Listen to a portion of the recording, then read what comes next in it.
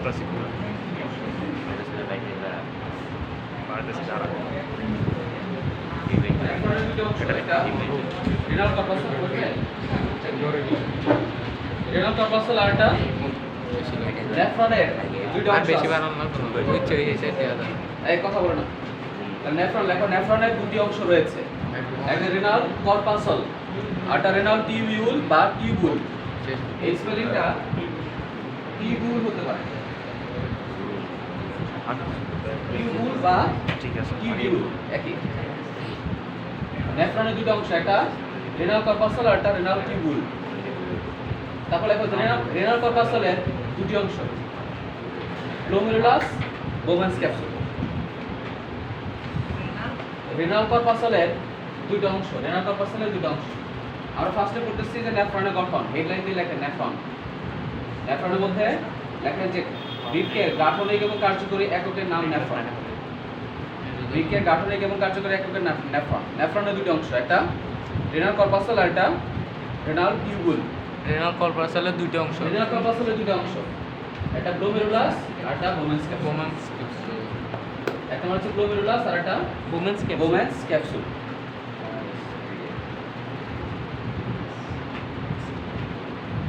তাহলে renal tubule বা renal tubule renal tubule বা টিউবুলের তিনটা অংশ একটা হচ্ছে নিকটবর্তী পেছনের নালিকা হেনলির লুপ এবং দূরবর্তী পেছনের নালিকা রেনাল টিউবুলের তিনটা অংশ একটা হচ্ছে নিকটবর্তী পেছনের নালিকা তারপর হচ্ছে হেনলির লুপ আর দূরবর্তী পেছানো নালিকা এটা লেখা তিনটা অংশ রেনাল নিকটবর্তী পেছানো নালিকা হেনরির লুপ দূরবর্তী পেছানো নালিকা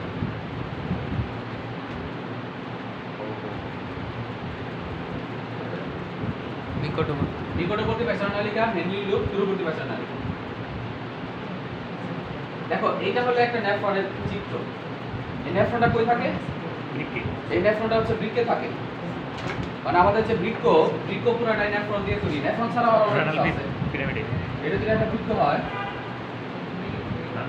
এটা যদি বৃক্ক হয় বৃক্কের মধ্যে আমরা যে পিরামিডের মতো গঠন করছিলাম মনে আছে জি স্যার রেনাল পিরামিড এর ভেতরে পিরামিডের মতো গঠন থাকে এই পিরামিডের মধ্যে অনেকগুলো নেফ্রন থাকে পিরামিড এবং কর্টেক্স সহ কর্টেক্সেও আছে পিরামিডের মধ্যেও আছে মেডুলার মধ্যেও আছে কর্টেক্স মেডুলা মিলা সব জায়গায় যেই নালীর মতো গঠন থাকে ছোট ছোট নালীর মতো গঠন তাকে বলা হয় নেফ্রন আর এই নালীগুলোর কাজই হলো কিডনির কাজ করে এই ছোট ছোট নালী এই নালীগুলাই মূলত বৃক্কের যে কাজ ফিল্ট্রেশন বা ছাঁকার কাজ করে মূত্র তৈরি করা নাইট্রোজেন গঠিত বর্জ্য পদার্থ বের করে দেয় এগুলো সব কাজ করে এই নেফ্রন এটা একটা নেফ্রনের ছবি তাহলে এরকম নেফ্রন থাকে কতগুলো প্রতিটি বৃক্কে দেখো প্রতিটি বৃক্কে 10 থেকে 12 লক্ষ নেফ্রন থাকে প্রতিটি বৃক্কে 10 থেকে 12 লক্ষ নেফ্রন থাকে প্রতিটি বৃক্কে 10 থেকে 12 লক্ষ নেফ্রন থাকে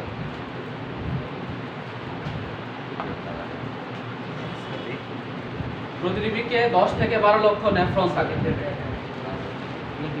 তাহলে আমাদের এটা হলো একটা নেফ্রনের গঠন দেখো আমি বলি নেফ্রনের গঠনটা এই যে একটা নালী দেখা যাচ্ছে এই নালীটাকে বলা হয় এফারেন্ট আর্টারিওল বা অন্তর্বাহী ধমনিকা ধমনি না it's not the artery it's arteriole এটা কি বলে আর্টারিওল তাহলে আর্টারিওল জিনিসটা কি কথা বলে বের করে দেব ধমনির অংশ আর্টারিওল হচ্ছে আর্টারি আরো সাব ডিভিশন হয় আরো ভাগ হয়ে একটা অংশ তৈরি করে সেটা হচ্ছে আর্টারিওল তাহলে রেনাল আর্টারি আমরা মনে আছে কিনা যে আমরা জানি হাইলাম দিয়ে এই বৃক্কের হাইলাম এই হাইলামের অংশ দিয়ে ঢুকে রেনাল আর্টারি এই আর্টারি একটা কিন্তু এরকম 10 থেকে 12 লক্ষ আর্টারিওল তৈরি হয় কত লক্ষ 10 থেকে 12 লক্ষ প্রত্যেকটা আর্টারিওল সে একটা নেফ্রনের মধ্যে ঢুকে নেফ্রনের মাথার মধ্যে ঢোকার পর সে 50 থেকে 60টা এরকম আরো ছোট ছোট কৈশিক নালিকা তৈরি করে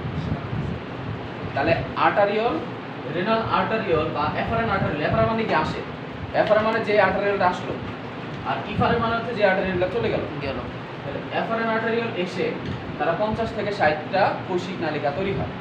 এই কৈশিক নালিকাগুলোকে বলা হয় গ্লোমেরুলাস। এটার নাম কি? গ্লোমেরুলাস। তারপরে ইফারেন আর্টারিওল আকারে বের হয়ে যায়। দেখো এফারেন আর্টারিওল যখন আসছে এটা একটু মোটা থাকে, এটা একটা মোটা থাকে, আর ইফারেন আর্টারিওল এটা একটু চিকন থাকে। তাহলে চিন্তা করো একটা মোটা নালী দিয়ে রক্ত আসলো, চিকন নালী দিয়ে রক্ত বের হয়ে যাচ্ছে, তাহলে এখানে একটা চাপ তৈরি হবে না? এই চাপের কারণে রক্তের সকল উপাদান ছেঁকে ফেলে সে। রক্তের যে যত উপাদান আছে এক্সেপ্ট প্রোটিন এবং কিছু প্লাজমা প্রোটিন এবং রক্তকণিকা বাদে সব উপাদান সে ছেঁকে ফেলে। তাহলে ছেঁকে ফেলার পর যে উপাদানটা তৈরি হয় সেটাকে বলা হয় আল্ট্রাফিল্ট্রেট। নাম কি? আল্ট্রাফিল্ট্রেট অর গ্লোমেরুলার ফিল্ট্রেট। এই ফিল্ট্রেট বা তরল পদার্থ, যে তরল পদার্থ কথা বললে আমার ডিস্টার্ব হচ্ছে। তাহলে এখানে একটা চাপের কারণে, এই চাপের কারণে রক্তের সকল উপাদান থেকে এই জায়গার মধ্যে এখানে একটা, এটাকে বলা হয় বোম্যান্স ক্যাপসুল। বিজ্ঞানী বোম্যান্স এটা আবিষ্কার করছে। এবং এটা দেখতে অনেকটা কাপের মতো, পেয়ালার মতো না? জি স্যার। পেয়ালাটা কেমন থাকে? এরকম থাকে না? নৌকার মতো, মানে নৌকার মতো পেয়ালার মতো থাকে। এবং এই পেয়ালা, এই বোম্যান্স ক্যাপসুলের দুটো অংশ আছে, একটা হচ্ছে বাইরের স্তর আর একটা ভেতরের স্তর। এই মাঝখানে দুই স্তরের মাঝখানে স্পেস থাকে। এই স্পেসটাকে কি বলে? Moments capsule. এটাকে বলা হয় ক্যাপসুলার স্পেস। দ্যাট মিন্স এখানে ফিল্ট্রেশন হয়ে এই তরল পদার্থ হয়ে এই জায়গার মধ্যে জমা থাকে। জমা থাকার পর ওই নালীগুলো আবার এই ছোট ছোট নালী, এখানে যে চিকন নালী আছে এই নালীগুলো দিয়ে আলটিমেটলি এখানে আসে। এখান থেকে আলটিমেটলি পেট নিচে না হবে, বের হয়ে যায়। কথা বুঝছো কিনা? তাহলে এই যে আমার দেখো রক্তের মধ্যে ছেঁকে ফেললো, তাহলে এখানে আবার নালী যেটা আছে এই নালী এখান থেকে এই পর্যন্ত, এই নালীর আবার তিনটা অংশ। আবার বোঝাবো? দেখো এটা হলো একটা নেফ্রনের গঠন। তাহলে নেফ্রনটা থাকে কোথায়? বৃক্কের মধ্যে থাকে। মানে আমাদের বৃক্কগুলো মেইনলি এরকম ছোট ছোট নালী দিয়ে তৈরি। এই নালীর আবার এই নালী থাকে কতগুলা? এরকম নেফ্রন থাকে কতগুলা? 10 থেকে 12 লক্ষ। কতগুলা? 10 থেকে 12 লক্ষ। এই নেফ্রনগুলো যখন হয় তাহলে এই নেফ্রনের দুটো অংশ আছে, আমরা দুই ভাগে ভাগ করছি। এই অংশ, এই সম্পূর্ণ অংশটাকে বলা হয়, এই যেখান থেকে এই সম্পূর্ণ অংশটাকে বলা হয় রেনাল কর্পাসল। নাম কি? Renal corpuscle. বলো সবাই, রেনাল কর্পাসল। এই যে তাহলে রেনাল কর্পাসল আবার দুটো অংশ নিয়ে গঠিত, একটা গ্লোমেরুলাস আর একটা বোম্যান্স ক্যাপসুল। এই অংশটা হচ্ছে গ্লোমেরুলাস আর এই অংশটাকে বলা হয় মোমেন্টস বোম্যান্স ক্যাপসুল। ক্যাপসুল। তাহলে আরেকটা অংশ যেটা বললাম রেনাল কর্পাসল, আর হচ্ছে রেনাল টিবিউল বা টিবিউল। এটা এখান থেকে শুরু করে এই পর্যন্ত থাকে। আর এই টিবিউলের তিনটা অংশ আছে। এটা হচ্ছে নিকটবর্তী পেঁচানো নালিকা, যেটা একটু পেঁচানো থাকে। দেখো এটা কিন্তু সোজা না, এটা তো পেঁচানো, সাপের মতো পেঁচানো। নিকটবর্তী পেঁচানো নালিকা। আবার এখান থেকে এই পর্যন্ত একটা লুপের মতো তৈরি করে না, ফাঁস লুপ, এরকম ইউ আকৃতির স্ট্রাকচার তৈরি করে। এটাকে বলা হেনলির লুপ। বিজ্ঞানী হেনলি এটা আবিষ্কার করছে। এর নাম হচ্ছে হেনলির লুপ। তারপরে অংশটা এখান থেকে শুরু করে হেনলির লুপ আসলে এই পর্যন্ত, এখান থেকে শুরু করে এই পর্যন্ত অংশটাকে বলা হয় দূরবর্তী পেঁচানো নালিকা। এটা পেঁচানো থাকে এবং এটা দূরে থাকে। তাহলে ওই অংশটার নাম হচ্ছে দূরবর্তী পেঁচানো নালিকা, আর এই অংশটার নাম হচ্ছে নিকটবর্তী পেঁচানো নালিকা। মাঝখানে যে ফাঁস থাকে এই ফাঁসের নাম কি? হেনলির লুপ। তার নামগুলো বলো তো, এফআই বলো। নেফ্রন কাকে বলে? বৃক্কের গাঠনিক এবং কার্যকরী এককের নাম নেফ্রন। তাহলে নেফ্রন কতগুলো থাকে? 10 থেকে 12 লক্ষ। প্রতিটা বৃক্কে, মানে বৃক্ক তো দুইটা, প্রতিটা বৃক্কে 10 থেকে 12 লক্ষ থাকে। তাহলে নেফ্রনে কি কি অংশ থাকে? রেনাল কর্পাসল এবং রেনাল টিবিউল। রেনাল কর্পাসলের কয়টা অংশ? দুইটা। দুইটা। একটা কি? Glomerulus, Bowman's capsule. Bowman's capsule. তাহলে রেনাল টিবিউলের তিনটা কি অংশ। অংশ আছে? কাম বলো। নিকটবর্তী পেঁচানো নালিকা, হেনলি আর দূরবর্তী পেঁচানো নালিকা। নিকটবর্তী পেঁচানো নালিকা, পেঁচানো। হেনলির লুপ, দূরবর্তী পেঁচানো নালিকা। 95 তাহলে গ্লোমেরুলাস, তাহলে গ্লোমেরুলাসটা কি? যেটা হচ্ছে গ্লোমেরুলাস। এই গ্লোমেরুলাস কোথা থেকে তৈরি হয়? এই গ্লোমেরুলাস হচ্ছে আমাদের যে এফারেন আর্টারিওল, তারা এসে 50 থেকে 60টা কৈশিক নালিকা তৈরি করে। ছোট ছোট ছোট ছোট নালী তৈরি করে। এটাকে আসলে নালী দেখাইছি, পেঁচানো আর কি। এই নালীগুলো আবার একসাথে হয়ে ইফারেন আর্টারিওল আকারে বের হয়। এফারেন দিয়ে ঢুকে ইফারেন দিয়ে বের হয়ে যায়। এই মাঝখানে যে জালের মতো তৈরি হচ্ছে, রাস্তায় কি করো? এবারে তুমি ওখানে বসো। স্যার চাপে তাহলে এটা আছি কি বলে?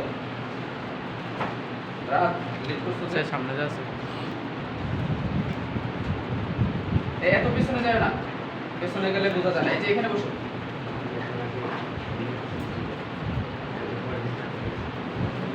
মানে মানে কথা বলা ভালো তাহলে এফারেন্ট আটালিও মানে আসে আর ইফারেন্ট দিয়ে বের হয়ে যায়। তাহলে এফারেন্ট দিয়ে আসার পর তারা অনেকগুলো কোশ্চেন তালিকা তৈরি করে। তুমি মনে হয় পাইছো এটা ক্লাসটা না?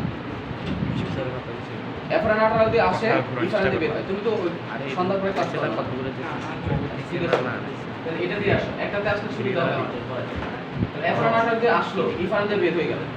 তাহলে এই মাঝখানে যে অনেকগুলো কোশ্চেন তালিকা তৈরি হলো, এটাকে বলা হয় গ্লোমেরুলাস। কি বলে? গ্লোমেরুলাস। গ্লোমেরুলাসগুলো অনেক সূক্ষ্ম, ছোট ছোট থাকে।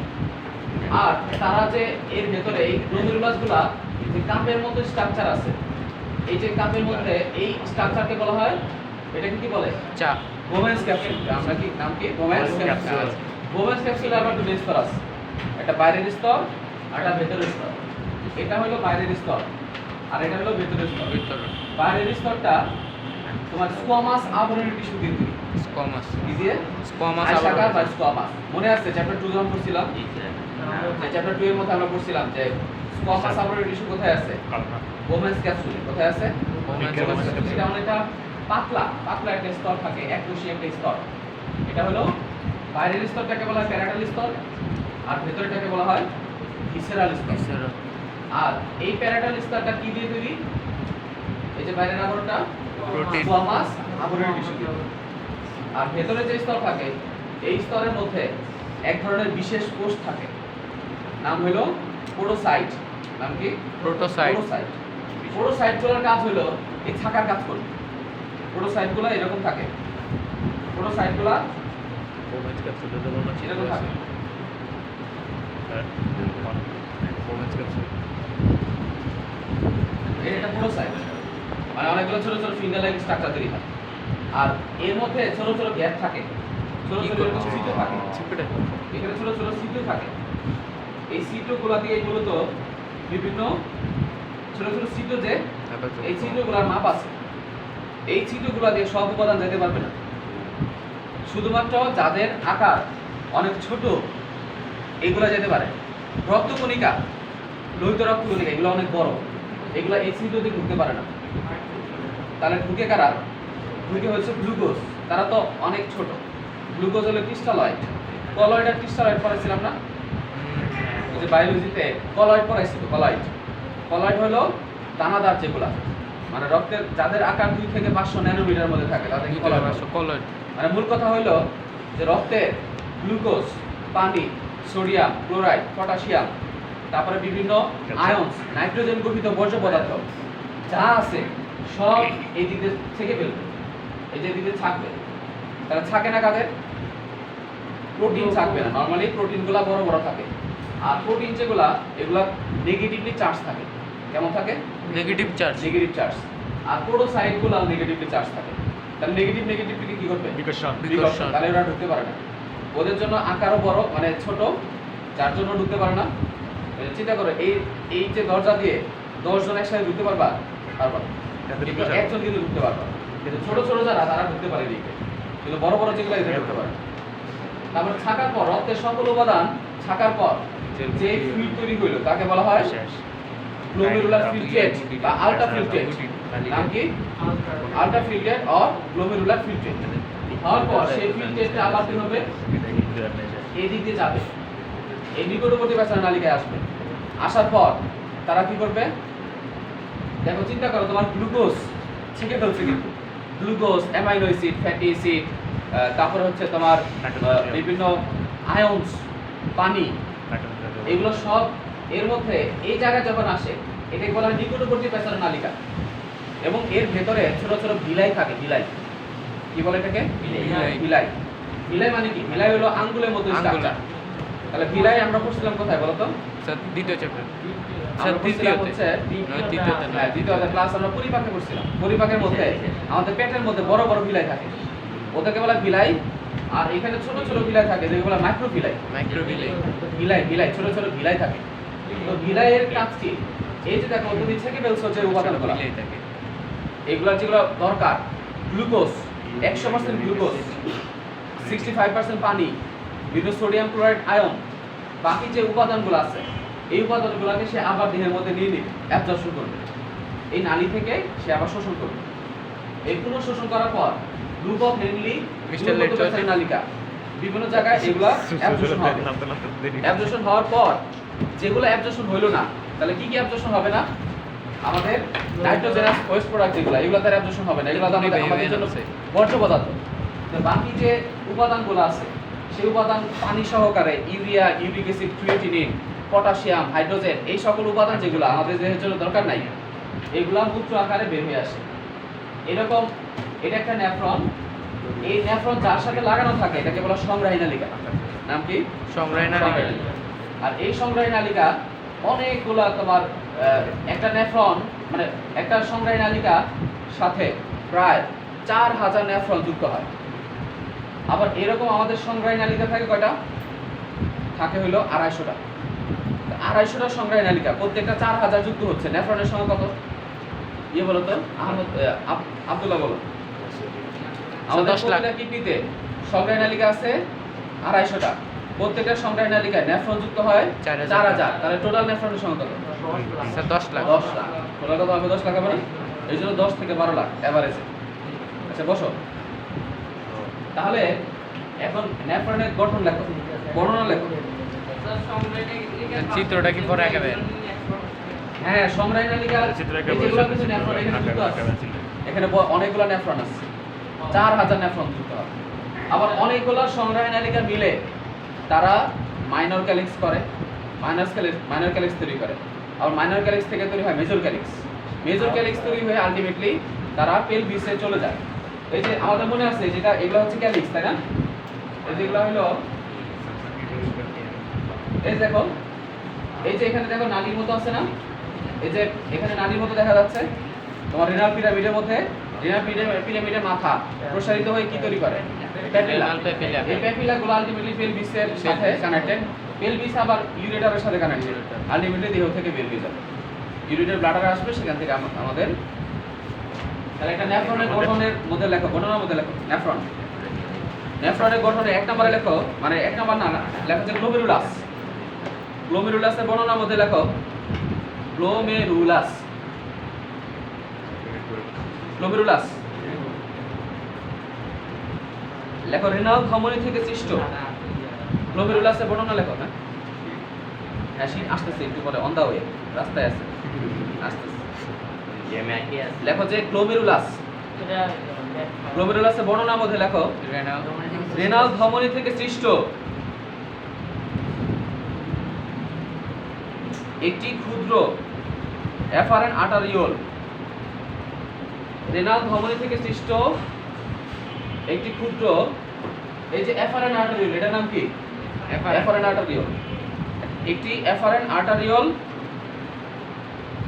ক্ষুদ্র একটি ক্ষুদ্র এফারেন্ট আর্টারিওল রেনাল ধমনী থেকে সৃষ্ট একটি ক্ষুদ্র এফারেন্ট আর্টারিওল বোম্যান্স ক্যাপসুলে প্রবেশ করে। বোম্যান্স ক্যাপসুলে প্রবেশ করে। বোম্যান্স ক্যাপসুলে প্রবেশ করে এবং 50 থেকে 60টি কৈশিক নালিকা, 50 থেকে 60টি কৈশিক জালিকায় বিভক্ত হয়। 50 থেকে 60টি কৈশিক জালিকায় বিভক্ত হয়।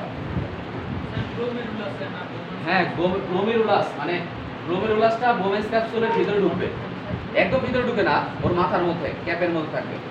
এই জন্য বলছে যে রেনাল ধমনী থেকে সৃষ্ট একটি ক্ষুদ্র এফারেন্ট আর্টারিওল বোম্যান্স ক্যাপসুলে প্রবেশ করে এবং 50 থেকে 60টি কৈশিক জালিকায় বিভক্ত হয়, মানে বিভক্ত হয়ে গ্লোমেরুলাস গঠন করে। বিভক্ত হয়ে গ্লোমেরুলাস গঠন করে।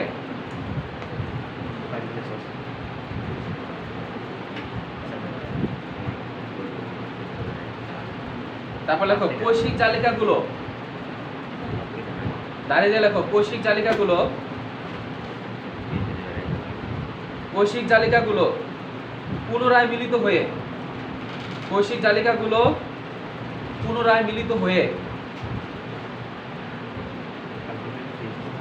ইফারেন্ট আর্টারিয়াল গ্রুপে বেরিয়ে আসে, পুনরায় মিলিত হয়ে, ভালো করে লেখো, পুনরায় মিলিত হয়ে ইফারেন্ট আর্টারিওল গ্রুপে বেরিয়ে আসে। তাহলে এফারেন্ট দিয়ে ঢুকে আর ইফারেন্ট আকারে বের হয়ে আসে। কোষী চালিকাগুলো পুনরায় মিলিত হয়ে ইফারেন্ট আর্টারিওল গ্রুপে বেরিয়ে আসে। এরকম বেশি বেরিয়ে আসে। হ্যাঁ, মানে এফারেন্ট দিয়ে আসলো, ইফারেন্ট আকারে বের হয়ে আসবে। মাঝখানে কি তৈরি হবে? 50 থেকে 60টা কোষী নালিকা। লেখো, গ্লোমেরুলাসে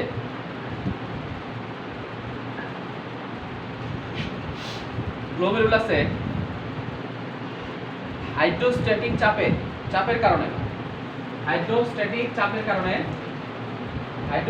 হয়াকার রস্বই ডয়রফলাওকার, হাইড্রোস্ট্যাটিক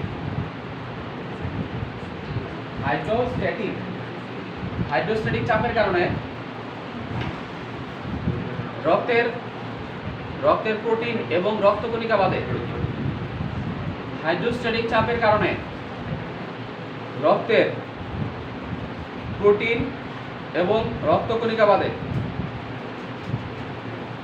রক্তের প্রোটিন এবং রক্তকণিকা বাদে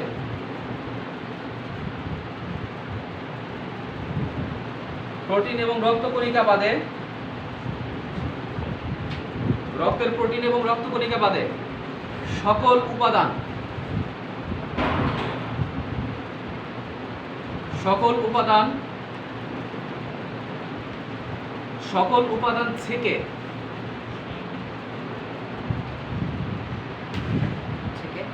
উপাদান থেকে বোম্যান্স ক্যাপসুলে জমা করে। সকল উপাদান থেকে বোম্যান্স ক্যাপসুলে, এটা লেখা আছে বোম্যান্স ক্যাপসুলে জমা করে।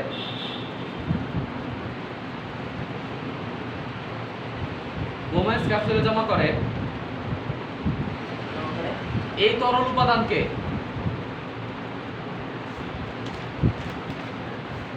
উপাদানকে আলট্রাফিল্ট্রেট বলে। এই তরল উপাদানকে কি বলে?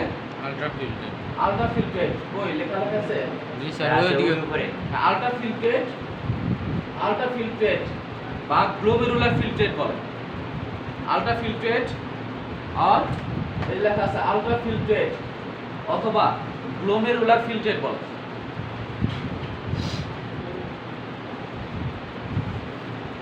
আলট্রাফিল্ট্রেট অথবা গ্লোমেরুলার ফিল্ট্রেট বলে।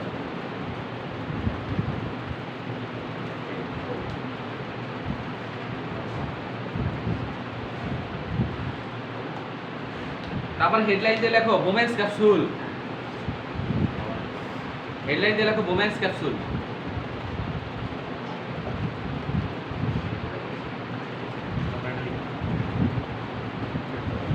পরিচিত ফ্রেন্ড সার্কেলে অথবা ক্লাস 8 থেকে যারা 9 উঠবে এদেরকে আমার কথা বলবা সবাই। স্যার কি বলবো? ঠিক আছে, কার্ড কই স্যার? প্রচারণা করবা আমার নামে। স্যার কার্ড কই? এবং স্যার মাইক দেন না, কথার মাধ্যমে। এবং বোনাস আছে সবার জন্য। ঠিক আছে, স্যার আমাদের স্যার free। একটা করে বাসা সবার জন্য বোনাস আছে। যারা নিয়ে আসতে পারবা মুরগি ধরবা, মুরগি নিয়ে আসতে পারবা। স্যার আমি তো দুটো মুরগি আনছি। দুইটা মুরগি আনছো? জি স্যার। আচ্ছা ঠিক আছে, স্যার বছরের আগে এটা আসলে বোনাস চলবে। নেক্সট থেকে তো তোমাদের হ্যাঁ সাফিসিয়েন্ট অ্যামাউন্টে সাফিসিয়েন্ট দেওয়া হবে। 500 থাকলে স্যার কি 500 সন্তোষ পুরস্কার দেওয়া হবে, সান্ত্বনা পুরস্কার। Chocolate. Chocolate, lollipop. Sir lollipop next, দিয়ে তারপর লেখো স্যার ললিপপ দিয়ে বোম্যান্স ক্যাপসুল। আপনি বোনাস বলছেন আর স্যার ঈদ বোনাস দিবেন। বোম্যান্স ক্যাপসুল, হ্যাঁ বোনাস দেওয়া হবে, বোনাস আছে। ঈদ বোনাস দেন। লেখো গ্লোমেরুলার কোষিক জালিকা গুচ্ছ ঘিরে, হেডলাইন দিয়ে বর্ণনা লেখো। গ্লোমেরুলার কোষিক জালিকা গুচ্ছকে ঘিরে, হ্যাঁ গ্লোমেরুলার কোষিক জালিকা গুচ্ছকে ঘিরে, গ্লোমেরুলার কোষিক জালিকা গুচ্ছকে ঘিরে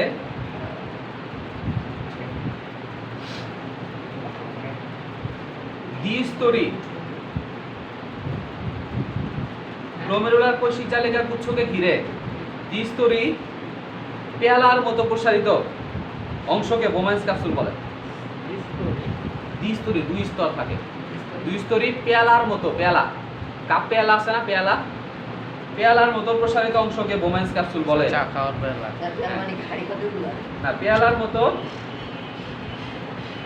মতো প্রসারিত অংশকে বোম্যান্স ক্যাপসুল বলে। পেয়ালার মতো প্রসারিত অংশকে কি বলে? বোম্যান্স ক্যাপসুল বলে। স্যার আপনি লিফলেট বানাইতে হবে, কার্ড দেখে কি হয় না। কার্ড দিতে হবে তাহলে না। আচ্ছা, কার্ড আছে আমার কাছে আছে। স্যার লিফলেট বাইরের স্তরকে লেখো, বাইরের স্তরকে প্যারাইটাল স্তর এবং ভেতরের স্তরকে ভিসেরাল স্তর বলে। বাইরের স্তরকে প্যারাইটাল এবং ভেতরের স্তরকে ভিসেরাল স্তর বলে। বাইরের স্তরকে কি বলে? প্যারাইটাল। আর ভেতরেরটাকে কি বলে? ভিসেরাল স্তর বলে। বাইরের স্তরকে কি বলে? প্যারাইটাল। এই যে এটা হলো প্যারাইটাল স্তর, এই যে লেখা আছে প্যারাইটাল। বাইরের স্তরটাকে বলা হয় প্যারাইটাল, আর ভেতরেরটাকে কি বলে? ভিসেরাল। যে কোনো জিনিসের বাইরের আবরণকে বলা হয় প্যারাইটাল, ভেতরেরটাকে বলা হয় ভিসেরাল। পেরিকার্ডিয়াম। হ্যাঁ, হার্টের টালো পেরিকার্ডিয়াম। ভিসেরাল স্তর বলে। দেখো, প্যারাইটাল স্তরটি স্কোয়ামাস আবরণী টিস্যু দিয়ে গঠিত। প্যারাইটাল স্তরটি স্কোয়ামাস আবরণী টিস্যু দিয়ে গঠিত। প্যারাইটাল স্তর কি দিয়ে গঠিত? স্কোয়ামাস আবরণী টিস্যু দিয়ে গঠিত।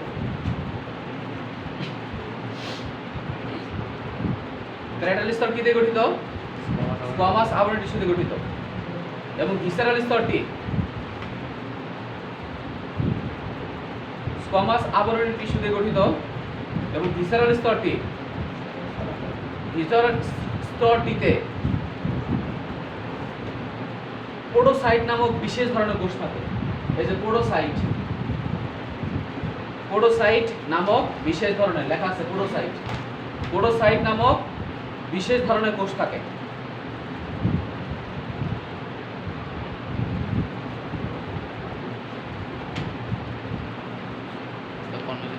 পোডোসাইট নামক কি লিখতেছো? পোডো ডয়কার, পয়কার ডয়কার, পোডো বুঝছ না? তাই মিয়া, পোডো পয়কার রফালা আপনি তো প্রোটোকন এই মিয়া লেখা আছে এখানে পোডোসাইট নামক কোষ থাকে যা ছাকার কাজ করে। পোডোসাইট নামক কোষ থাকে যা ছাকার কাজ করে। আবার এই পোডোসাইট কোষের মধ্যে যদি ঝামেলা হয় তাহলে কিডনি ডিজিজ হতে পারে। ঠিক আছে, অ্যাকিউট গ্লোমেরুলোনেফ্রাইটিস, নেফ্রোটিক সিনড্রোম, অনেক ধরনের রোগ আছে স্যার ট্যাবলেট কি দেয়? যা ছাকার কাজ করে। অ্যান্টিবায়োটিক, পেনিসিলিন, তাহলে ছাকার কাজ করে। তো তোলে ডাক্তারের কাছে যাওয়া লাগবে না। তারপর লেখা যায় কি বললাম? ছাকার কাজ করে। ব্যবসা বন্ধ হয়ে যাবে। তারপরে লেখো, দুই স্তরের মাঝখানের জায়গাকে ক্যাপসুলার স্পেস বলে। দুই স্তরের মাঝখানের জায়গাকে ক্যাপসুলার স্পেস। বোম্যান্স ক্যাপসুল যে ক্যাপসুল কয়জফলা আকার, পদ অন্ত শয়রসুকার লয়াকার বসন্তরা, ক্যাপসুলার স্পেস বলে। তাহলে এই যে ক্যাপসুলার স্পেস কোনটা? এটা, এই যে এটা প্যারাইটাল, এটা ভিসেরাল। এই দুই স্তরের মাঝখানে যে জায়গা is called the capsular space. Capsular space বলে। দুই স্তরের মাঝখানের জায়গাকে কি বলে? Capsular space. ওকে, লেখো, ক্যাপসুলার স্পেসে আলট্রাফিল্ট্রেট জমা থাকে। ক্যাপসুলার স্পেসে আলট্রাফিল্ট্রেট জমা থাকে।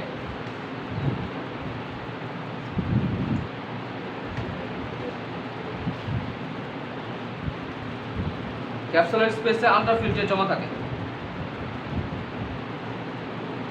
ক্যাপসুলার স্পেসে আলট্রাফিল্ট্রেট জমা থাকে।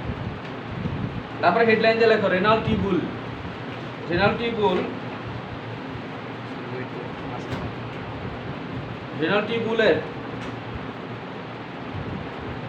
টিউবুলের আবার নিচে হেডলাইন দিয়ে লেখো, নিকটবর্তী পেছানো নালিকা। মানে রেনাল টিউবুল হচ্ছে মূল হেডলাইন, তার নিচে আর একটা ছোট হেডলাইন দিয়ে লেখো, নিকটবর্তী পেছানো নালিকা।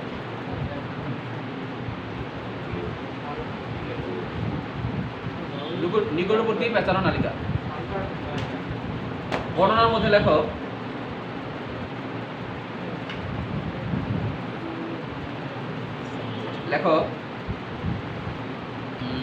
আজকে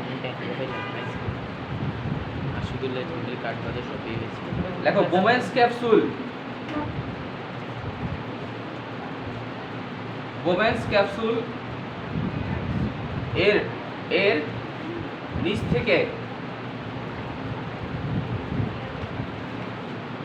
বোমেন্স ক্যাপসুলের নিচ থেকে 14 মিলিমিটার লম্বা পেঁচানো নালিকে, বোমেন্স ক্যাপসুলের নিচ থেকে 14 মিলিমিটার লম্বা নালিকে, পেঁচানো নালিকে, 14 মিলিমিটার লম্বা পেঁচানো নালিকে নিকটবর্তী পেঁচানো নালিকা বলে। আর ইংলিশে কি বলে? Proximal convoluted tubule. নিকটবর্তী পেঁচানো নালিকা বা প্রক্সিমাল কনভলিউটেড টিবিউল। ঠিক তাহলে 15 মিলিমিটার লম্বা পেঁচানো নালিকে নিকটবর্তী পেঁচানো নালিকা বলে। 14 মিলিমিটার লম্বা পেঁচানো নালিকে নিকটবর্তী পেঁচানো নালিকা বলে। দেখো এর ভেতরের প্রাচীরে মাইক্রোভিলাই থাকে। এর ভেতরের প্রাচীরে মাইক্রোভিলাই থাকে। এর ভেতরের প্রাচীরে কি থাকে? মাইক্রোভিলাই থাকে।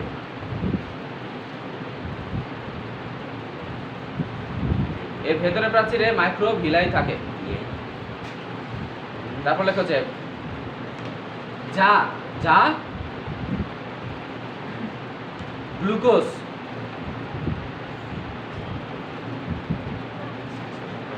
গ্লুকোজ পানি অন্যান্য দরকারি উপাদান, অন্যান্য প্রয়োজনীয় উপাদান পুনঃশোষণ করে। গ্লুকোজ পানি অন্যান্য প্রয়োজনীয় উপাদান পুনঃশোষণ করে। গ্লুকোজ পানি অন্যান্য প্রয়োজনীয় উপাদান পুনঃশোষণ করে। এখানে 100% গ্লুকোজ অ্যাবজর্ব হবে, 65% পানি, সোডিয়াম ক্লোরাইড পটাশিয়াম অত বেশি হয় না, প্যারাঅ্যামিনোহিউরেট, তারপরে ভিটামিনস, এগুলো অ্যাবজর্পশন হবে। নেক্সট তারপর লেখো হেনলির লুপ। হেডলাইনে লেখো হেনলির লুপ। আমি দেখতে বলবো না। হেডলাইনে লেখো হেনলির লুপ।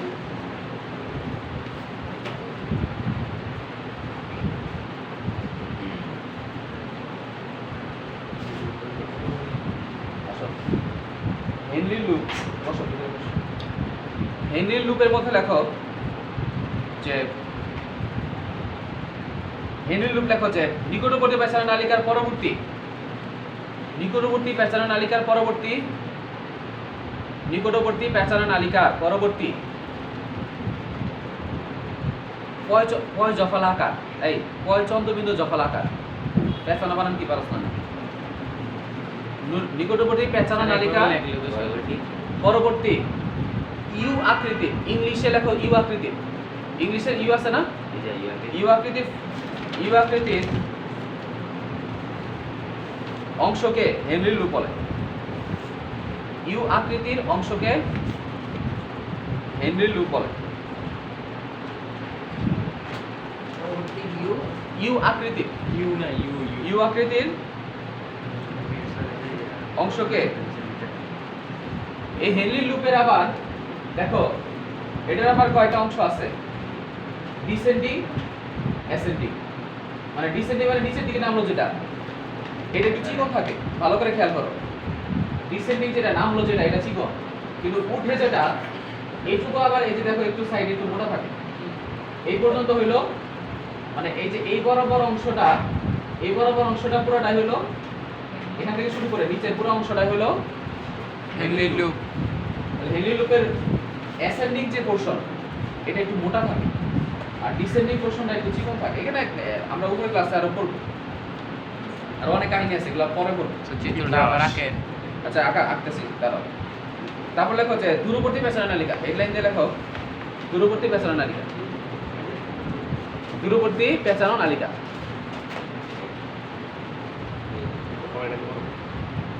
দূরবর্তী পেঁচানো নালিকা।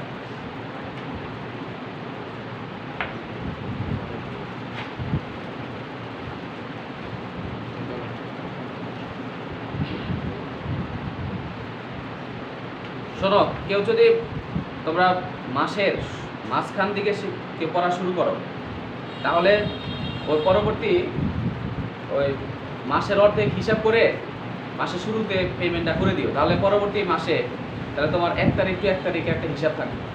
বুঝছো কথা? বুঝে গেছি আমার কথা ক্লিয়ার? স্যার ম্যাথ অনেক ভালো বুঝি আপনার। তাহলে এটা কইলো হেনরির লুপের লেখা আছে হেনরির লুপ এর পরবর্তী পেঁচানো অংশকে, হেনরির লুপ এর পরবর্তী পেঁচানো অংশকে, হেনরির লুপ এর পরবর্তী পেঁচানো অংশকে, হেনরির লুপের পরবর্তী অংশকে, হ্যাঁ পরবর্তী পেঁচানো অংশকে দূরবর্তী পেঁচানো নালিকা বলে। দূরবর্তী পেঁচানো নালিকা বলে।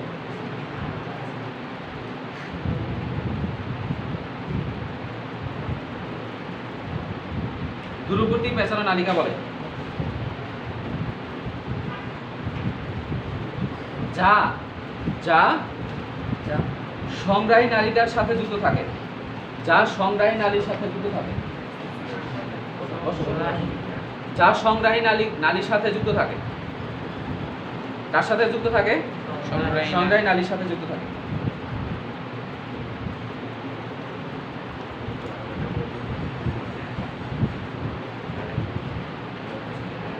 স্টার দিয়ে লেখো, স্টার দিয়ে লেখো প্রতিটি বৃক্ষে 250 সংগ্রাহী নালী থাকে, 250 সংগ্রাহী নালিকা থাকে। প্রতিটি বৃক্ষে 250টি সংগ্রাহী নালিকা থাকে। 250টা থাকে। সংগ্রাহী নালিকা কয়টা? 250টা থাকে। 250টি সংগ্রাহী নালিকা থাকে। প্রতিটি সংগ্রাহী নালিকার সাথে 4000 নেফ্রন যুক্ত থাকে। প্রতিটি সংগ্রাহী নালিকার সাথে কয় হাজার? 4000 নেফ্রন যুক্ত থাকে। প্রতিটি সংগ্রাহী নালিকার সাথে 4000 নেফ্রন যুক্ত থাকে।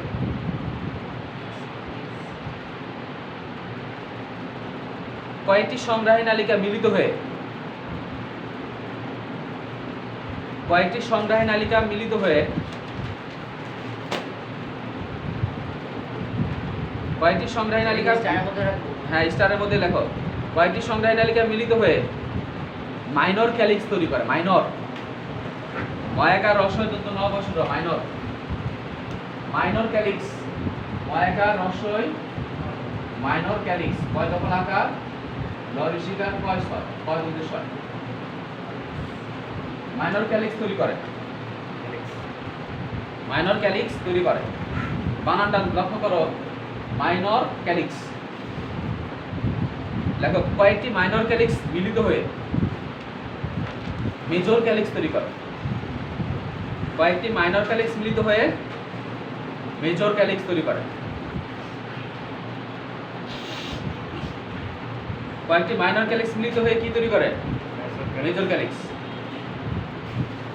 জেনারেল নাই। কয়েকটি মেজর ক্যালিক্স মিলে প্যাপিলা তৈরি করে। প্যাপিলা। কয়েকটি মেজর ক্যালিক্স মিলে কি করে? প্যাপিলা। প্যাপিলা, প্যাপিলা মনে আছে? প্যাপিলা কোনটা? এই যেটা হলো প্যাপিলা, দেখো এই যেটা হলো প্যাপিলা। প্যাপিলা চিন্তা করো, আমরা তখন কত ভিতরে ছিলাম, মানে নেফ্রন বললাম, নেফ্রন অনেকগুলো নেফ্রন মিলে সংগ্রাহী নালিকা, আর সংগ্রাহী নালিকা মিলে কি করবে? এটাতে এবার একটু বসে দেন। সংগ্রাহী নালিকা মিলে তৈরি করবে মাইনর ক্যালিক্স। মাইনর ক্যালিক্স থেকে তৈরি হবে মেজর ক্যালিক্স। মেজর ক্যালিক্স থেকে তৈরি হবে প্যাপিলা। প্যাপিলাগুলো আলটিমেটলি কি হবে?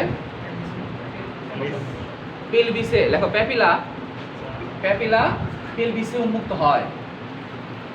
প্যাপিলা সরাসরি পেলভিসে উন্মুক্ত হয়।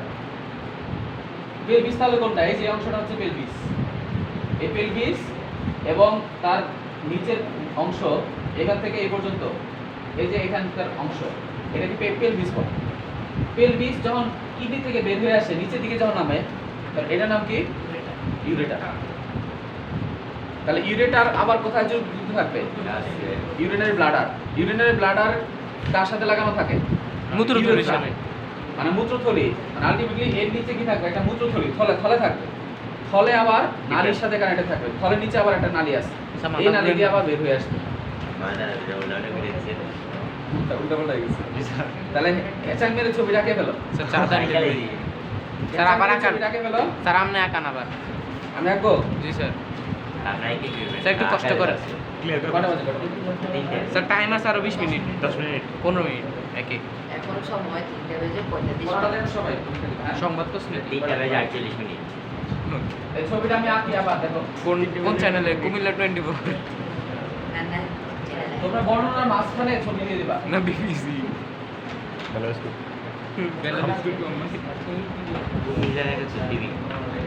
রেডি ফর ফোকাস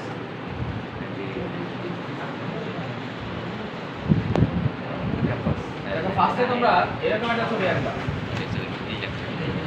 আইতে তো জানি তুই আমার পাইতি না আমি তো লাগবে। হইছে হইছে আমি বাড়ি যাও না আজকে দিয়ে আমার কাজ কামাতে 15 তলা দৌড়ে সারবো রান্নাকে আমি লুলু বেচছি কি লুলু বাচ্চ কি লুলু বাচ্চা তুমি টান বার আমি উঠে যাবো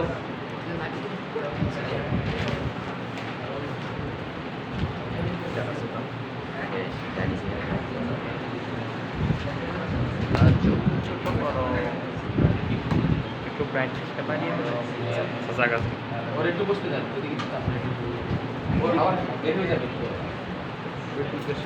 স্যার চাপে পালাইন না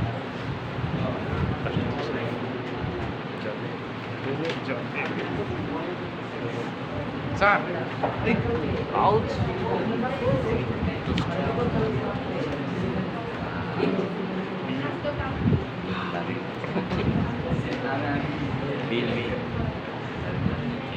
তোর হাইয়ার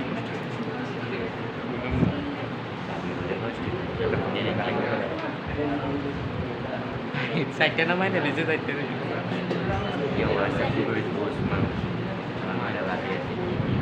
হোয়াটসঅ্যাপ নাই তো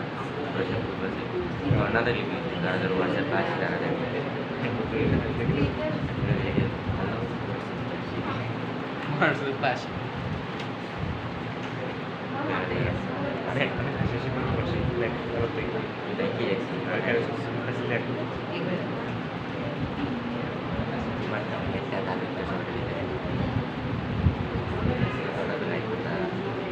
তারপর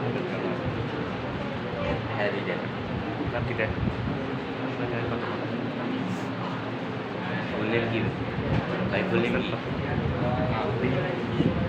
মিলে যাবে না তোর একটা লোগো তোরটা মিলে না তোর একটা লোগো তোরটা মিলে না লেখা তো বেশি এই আমার নাম হ্যাঁ তোর রে কত সুন্দর থেকে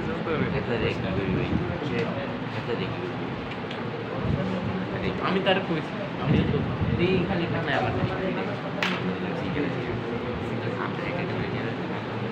লই দেখি আমার না কোথায় গেটা বিবাদে চল এই ছেলে ফিলিংস আছে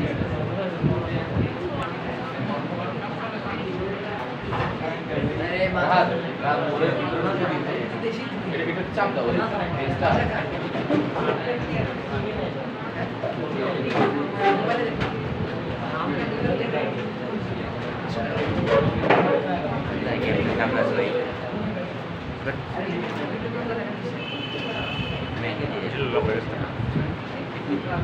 মানে তো কোন 14 সেন্টিমিটার মিলে যায় রে মিলিমিটার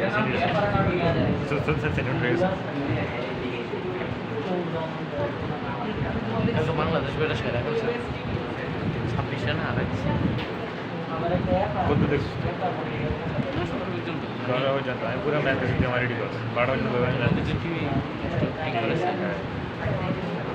এটা আমার শিখে মানুষ হয়েছে 10 ওভার করে কাটা খেলতেছে বুঝতে পেরেছি একটা হয়েছে সাকুদ্দিন একটা এত বেটা সাকিব তিনটে সাকিবের 3 টা হারাই দিছে এত প্রথম রান বেশি দিতেছে এবার হারাই দিছে এতে যে ওই যে সাকিবটা ছিল হ্যাঁ চাকের কি একটা যতীন্দ্র সিং যতীন্দ্র। একটা এত সাকিব করেছে সাকিবের উপরে বেশি বিটতেছে এতে নামও বুঝতে এত 5 মিনিটে বুঝতে করে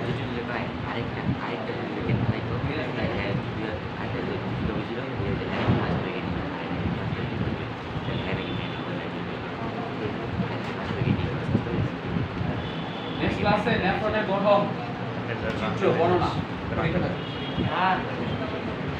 নেক্সট ক্লাস কবে? স্যার অধ্যায় শেষ করুন স্যার, পরীক্ষা দিতাম না। না না পরীক্ষা দিতে একটাই খারাপ। স্যার আমাদের নিবেন তো নেন না স্যার পাশে দিয়ে স্যার আপনি চালবা চিট কেটে গেছে নেক্সট ক্লাস কবে? শুক্রবার না? স্যার তোমরা এই ইয়ে একটু ভিতরের রুমে বসো, ভিতরের রুম আছে, বসো, সমস্যা নেই।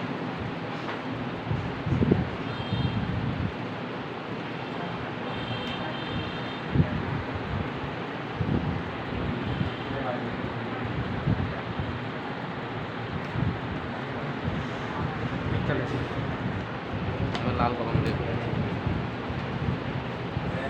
অবশ্যই এটা একটু হয়ে গেছে,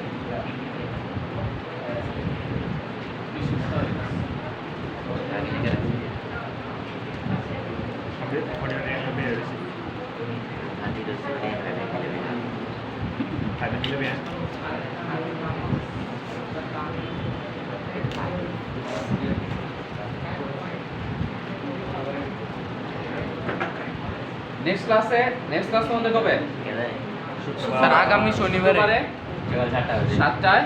অথবা 11টা। আচ্ছা শুক্রবারে সকাল 6টায় আসতে পারবা? ইয়েস স্যার না না স্যার। জি স্যার জি স্যার আচ্ছা 6টায় না, সমস্যা হয়ে যাবে না। 6টায় পারবা তো না? জি স্যার স্যার যারা 6টা বেতন করে 11টা স্যার 7টা বাজে কারে দিবে? স্যার আর শুক্রবারই আসতে পারবো না। দাঁড়াচ্ছা কেন? কারণ আরো যাবে। আচ্ছা এই শুক্রবারে বন্ধ করে দাও। হ্যাঁ